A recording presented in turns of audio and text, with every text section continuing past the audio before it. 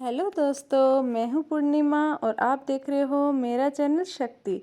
आज का मेरा टॉपिक है बुधवार के व्रत की पूजा विधि का और व्रत कथा का। तो वीडियो शुरू करने से पहले गणेश जी महाराज का नाम ले लेते हैं। तो बोलिए गणेश जी महाराज की जय। अब शुरू करते हैं आज का टॉपिक।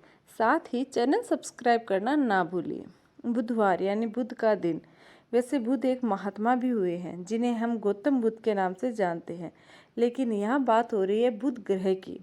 बुध ग्रह को चंद्रमा और बृहस्पति दोनों अपना पुत्र मानते हैं। इसलिए माना जाता है कि भगवान बुध में चंद्रमा और बृहस्पति दोनों के गुण विद्यमान हैं।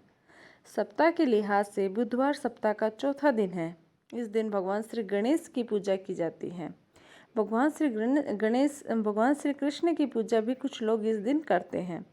हालांकि इस दिन शुभ कार्यों के लिए यात्रा पर जाना वर्जित है। इसी कारण विवाहित स्त्री को मायके से ससुराल भी नहीं भेजा जाता। इस बारे में बुधवार की कथा का भी पुराणों में जिक्र किया गया है। चलिए जानते हैं बुधवार की व्रत कथा। पौराणिक ग्रंथों में बुधवार के व्रत की कथा कुछ इस प्रकार है। जैसे कि बहुत समय पहले की बात है, एक साहूकार का नया नया विवाह हुआ था। उसकी पत्नी मायके गई हुई थी। नया नया विवाह था, नई नई उमंग थी। साहूकार का परिवार भी कुछ खास बड़ा नहीं था। जो रिश्तेदार थे उनके घर बहुत दूर थे। अब साहूकार को अकेलापन खाया जा रहा था। उससे रहा नहीं गया और साहूकार जा पहुंचा अपने ससुराल। साहूकार की बड़ी आवभगत हुई, लेकिन ससुराल में तो अपनी पत्नी से खुलकर बात करना, दूर सूरत देखना तथा मुश्किल हो रहा था। तो अगले ही दिन साहूकार ने कह दिया कि विदाई की तैयारी कर लीजिए, हमें निकलना है। अब संयोगवश वह दिन था बुधवार का।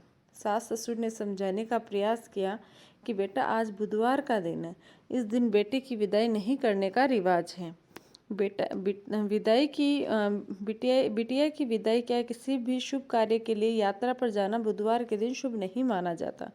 लेकिन साहूकार ने नहीं माना और कहा मैं इन सब बातों को नहीं मानता, आप हमें जाने का आशीर्वाद दीजिए। अब अपने दामाद के आगे सास ससुर की कहाँ चलने वाली थी।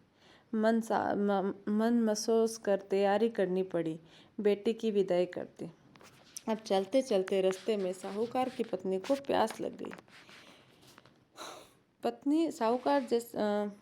साहूकार की पत्नी को प्यास लग जाती है। साहूकार जैसे पानी लेने के लिए जाते हैं तो वापस आते ही उनको बड़ी हैरानी होती है। अपने ही हमशक्ल को गाड़ी में पत्नी के बगल में बैठे देखते हैं। उसकी पत्नी भी एक शक्ल के दो दो व्यक्तियों को देखकर परेशानी में पड़ गई कि उसका पति कौन सा है। तो पलट कर जवाब दिया कि भैया मैं तो फला नगर का साहूकार हूँ और फला नगर से अपनी पत्नी को लेकर आ रहा हूँ। तुम बताओ तुम कौन हो जो मेरा वेश धरकर यहाँ आकर कबाब में हड्डी बनने के लिए आ धमके हो। ऐसे में बहसबाजी करते करते दोनों में झगड़ा बढ़ गया। झगड़े को देखते हुए राज्य के सिपाही वहां पहुंचे और साहूकार को पकड़ लिया। अब सिपाही भी चक्कर में थे कि दोनों की शक्ल तो एक समान है। उन्होंने साहूकार की पत्नी से पूछा कि उसका पति इनमें से कौन सा है। वह बेचारी क्या जवाब देती। तब साहूकार ने हाथ जोड़ लिए और भगवान से विनती करने लगा कि हे भगवान, यह आपकी क्या माया है। तभी आकाशवाणी हुई कि हे मूर्ख, याद कर कुछ देर पहले ही तूने अपने सास ससुर की आज्ञा न मानकर भगवान बुद्ध का अपमान किया और बुधवार के दिन तू अपनी पत्नी को लेकर चल पड़ा, जबकि तुझे इस दिन गमन नहीं करना चाहिए था। यह स्वयं बुद्ध देव है जो तुम्हें सबक सिखाने के लिए तुम्हारे वेश में है। तब साहूकार ने कान पकड़कर माफी मांगी और आगे से कभी भी ऐसा न करने का वचन किया और बुधवार को नियम पूर्वक व्रत पालन करने का संकल्प किया।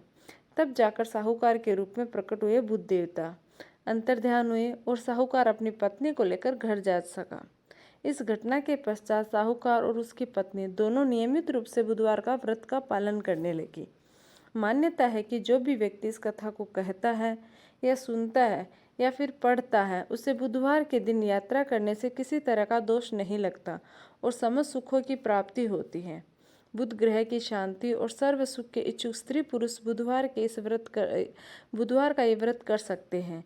ज्ञान, बुद्धि, कार्य, व्यापार आदि में उन्नति के लिए भी बुधवार का व्रत बेहद शुभ और फलदायी माना जाता है।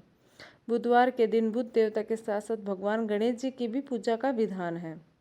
अब जानते हैं कि बुधवार व्रत की पूजा विधि।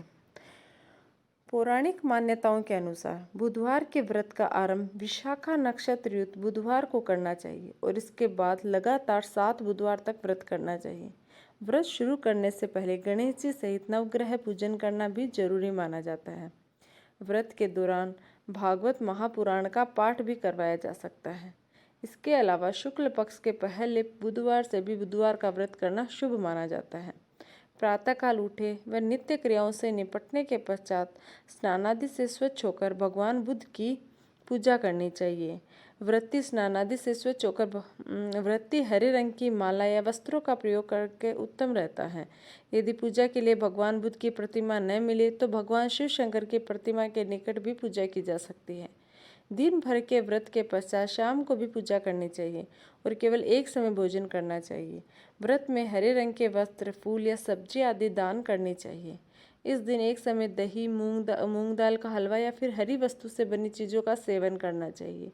कहते हैं विधि विधान से अगर इस व्रत को किया जाए तो जीवन में सुख शांति रहती है और घर धन धान्य से भर जाता है। माता लक्ष्मी भी व्रती की मनोकामनाएं पूर्ण करती हैं। तो बोलिए बुद्ध भगवान की जय, गणेश जी महाराज की जय। अगर वीडियो अच्छा लगे तो प्लीज़ लाइक, शेयर और सब्सक्राइब जरूर कीजिएगा। धन्यवाद।